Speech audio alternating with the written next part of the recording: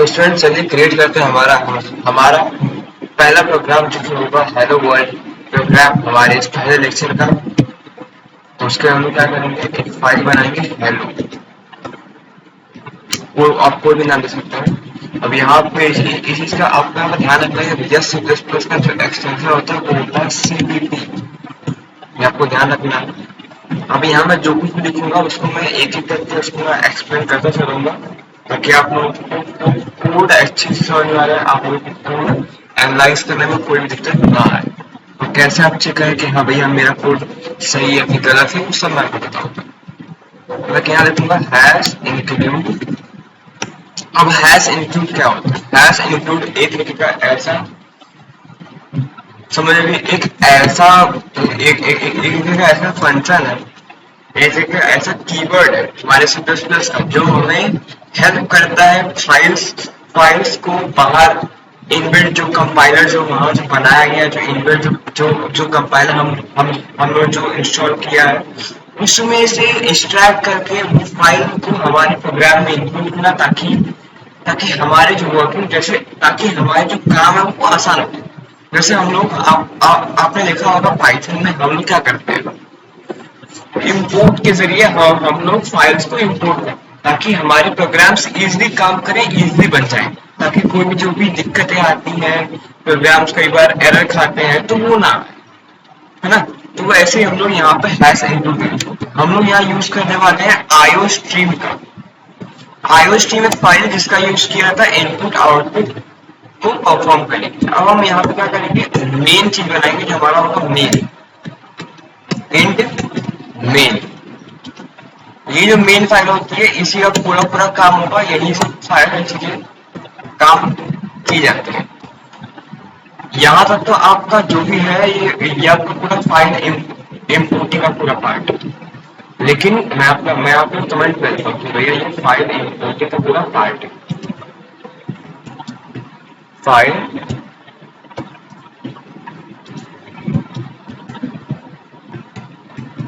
Importing part. अब उसके बाद यहाँ से जो आपका जो मेन पार्ट शुरू होगा वो होगा मेन पार्ट। यहाँ से आपका मेन पार्ट शुरू होगा। अब चलिए हम लोग एक सिंपल सा हेलो वर्ल्ड प्रोग्राम क्या करेंगे, std उसके बाद cout। अभी जो std है ना ये एक नेम स्पेस है जो कि आपको हर जगह पे आपको लिखना हो, चाहे आपको इनपुट लेना हो चाहे आपको आउटपुट लेना हो। तो अब उसी काम को आसान करने के हम जो C++ है उसके कंपाइलेशन टेक्निक्स में क्या क्या ऐड किया गया, भैया आप यूजिंग करेंगे। यूजिंग एक कीवर्ड है, आप यूजिंग के जरिए आप एक नेम स्पेस को ऐड करेंगे। अब वो नेम स्पेस में आप क्या लिखिए, अपने कोई भी उस नेम स्पेस का नाम। जैसे वो नेम स्पेस हमारा क्या रहेगा, हमारा नेम स्पेस रहेगा std। हमें std इंपोर्ट करना ताकि हम लोग बार बार इन सब चीजों को, ये जो जितने भी चीजें हो रही हैं ये ना हमें दिक्कत है बाद में, ठीक है। नेम स्पेस है std एक नेम स्पेस। अब अगर हमने यहाँ पे std को इंपोर्ट कर दिया तो हम लोग को यहाँ पे ये इसको लिखने की कोई नीड नहीं है। उसके बाद बस ये cout ही हमारा मेन फंक्शन बन जाएगा। इसमें हम लोग अपने हेलो वर्ल्ड को लिखेंगे और सिंपल उसको रन करेंगे। अब यहाँ मैं आपको एक चीज बता देता हूँ कि जैसे हम लोगों ने पाइथन में देखा होगा जिस सिंबल का ओपनिंग होगा उसी सिंबल का यहाँ पे आपको क्लोजिंग डालना है ना। लेकिन यहाँ ऐसा नहीं होगा, जिस चीज का ओपनिंग है उसी चीज का क्लोजिंग हो ऐसा जरूरी नहीं है। कुछ केस में होता है जरूरी कि हाँ जैसे आप यहाँ पे टेस्ट कर रहे हो तो यहाँ पे ऐसे सेमीकोलंस के अंदर यहाँ पे इसको सेव किया गया है तो वो सेमीकोलन से ही क्लोज हुआ है। पर कंप्लीटली इसको खत्म करने के हम लोग यहाँ बस ये सिंबल का यूज करते हैं और सिंपल क्या करेंगे, रिटर्न। ताकि अब रिटर्न का क्या काम है, मैंने यहाँ पे रिटर्न 0 क्यों लिखा, मैं रिटर्न तो कुछ भी कर मैं यहाँ पे रिटर्न 0 क्यों किया, क्योंकि भाई ये हमारा मेन फंक्शन, इसमें हमें कुछ भी दोबारा रिटर्न नहीं करता, क्योंकि हम चाहते हैं कि हमारा प्रोग्राम दोबारा चालू हो जाए, अपने आप चालू हो जाए, ठीक है। जिससे कि ये हमें क्या कहेगा कि भैया आप हमें कि भैया आप जब कहोगे तो ही हम उस चीज को इंस्टॉल करेंगे। इट मीन्स इसका मेन काम होता है to end the main function. अभी आप आगे पढ़ोगे फंक्शंस के बारे में क्या होता है, जैसे आपने पाइथन में यूज करते हैं फंक्शन, बिल्कुल वैसे होता है, पर थोड़ा वो सिंटेक्स का अंतर आता है। ठीक है, इसका यूज किया जाता है इस पूरे में पूरे मेन फंक्शन को खत्म करने के लिए। इसके बाद आपको क्या करना है, सिंपल आपको F7 पे आपको क्लिक करना है। यहाँ पे आपके केस में, अगर आपके केस में जिससे होता था ठीक है, अगर नहीं करना तो भी कोई दिक्कत नहीं है। अब मेरे केस में ये चीज शो कर रहा है, तो मैं यहाँ पे क्या करूंगा, मैं यहाँ पे सेकंड ऑप्शन पे क्लिक कर दूंगा, वही जो बिल्डिंग कंपाइलर्स होते हैं। अब यहाँ पे फाइल्स क्रिएट हो चुकी हैं, आप देखेंगे तो यहाँ पे एक exe फाइल बन जाएगी। अब अगर प्रोग्राम कम्प्लीटली अच्छे से काम कर जाता है तो हमें कैसे मालूम पड़ेगा कि भैया प्रोग्राम अच्छे से काम कर गया है? तो आप अगर ध्यान देखोगे तो वहां पे डीबग कंसोल एक ऑप्शन होगा टर्मिनल्स में। यहाँ पे अगर आपने जो भी यहाँ लिखा है सी आउट के अंदर, अगर वो यहाँ पे लिखा जा रहा है, अगर वो यहाँ पे प्रिंट कर दे रहा है, अगर वो यहाँ पे प्रिंट कर दे रहा है और यहाँ पे लिखा है thread minus exit ID4 group ID equal to I1, ठीक है, अगर आपके केस में ये शो कर रहा है तो भैया आपको समझ लें कि आपका प्रोग्राम अच्छे से काम कर चुका है, प्रोग्राम बन चुका है और उसका exe फाइल कम्प्लीटली काम कर रहा है। जैसे कि यहाँ भी आ गया ना, hello world dot exe has exerted with 0 code, मतलब कोई भी एरर नहीं आया। अगर कहीं भी आप 0 कोड देखते हैं तो आप सिंपल से समझिएगा कि भैया वहां पे कोई भी एरर नहीं आया। तो हम लोग अब क्या करेंगे, हमारे उसी जो exe फाइल है उसको रन करेंगे। कैसे करेंगे, hello डॉट exe हम लोग प्रेस करते हैं और कुछ नहीं करना, डॉट exe हम लोग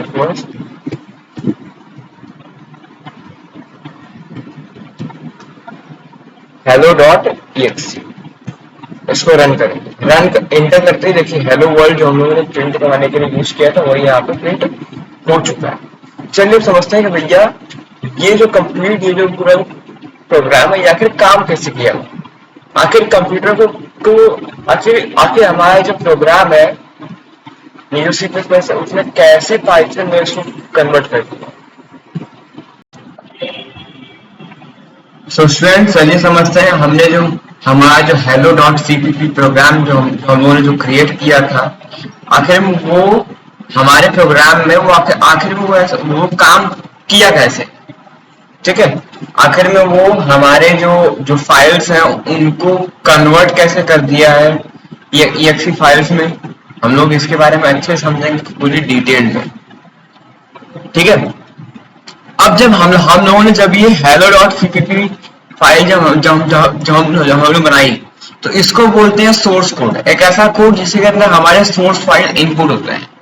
अब इसने एक्चुअल में क्या किया, चलिए ये समझते हैं। इसके अंदर के कोर, इसको कहते हैं कोर,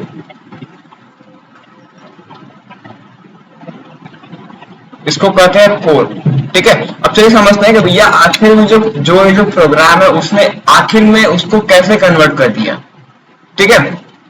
तो अब जब ये जो प्रोग्राम बना तो ये प्रोग्राम सीधे गया हमारे कहां पे, हमारे गया प्री प्रोसेसर के अंदर। ये एक ऐसा पार्ट होता है हमारे सिस्टम में जो कि हमारे डेटा को प्रोसेस करने का काम करते हैं। हमारे जितने भी सोर्स फाइल होंगे उनको कंपाइलर तक पहुंचाने का ये काम करते हैं। अब जब एक बार ये जो फाइल है हमारे यहाँ पे आ गई, इसके बाद ये प्री प्रोसेस होकर के अंडरस्टैंड कर ले कि भैया इसको कौन से कंपाइलर के पास भेजना है, ठीक है। अब जब ये एक बार कंपाइलर के पास आ गया तो ये उसको तुरंत ही 0 और 1 के फॉर्मेट में कन्वर्ट कर देगा, ठीक है। इसको 0 और 1 के फॉर्मेट में कन्वर्ट कर देगा। इसके बाद ये सीधे अब ये भेज देगा किसको, लिंकर को। अब लिंकर क्या होता है, लिंकर एक तरह का ऐसा फोल्डर होता है जिसके अंदर मान लीजिए हमने यहाँ पे क्या यूज किया था, हैश इंक्लूड, हमने यूज किया था आईओस्ट्रीम। तो आईओस्ट्रीम क्या है, एक फोल्डर है जो कि लिंक करने का काम कर रहा है। तो अब ये जो फाइल की थी ये डायरेक्ट गई लिंकर के पास किस फॉर्म में, नेटिव फॉर्म में। याद रखिएगा, ये फॉर्म आप याद रखिएगा, नेटिव फॉर्म में।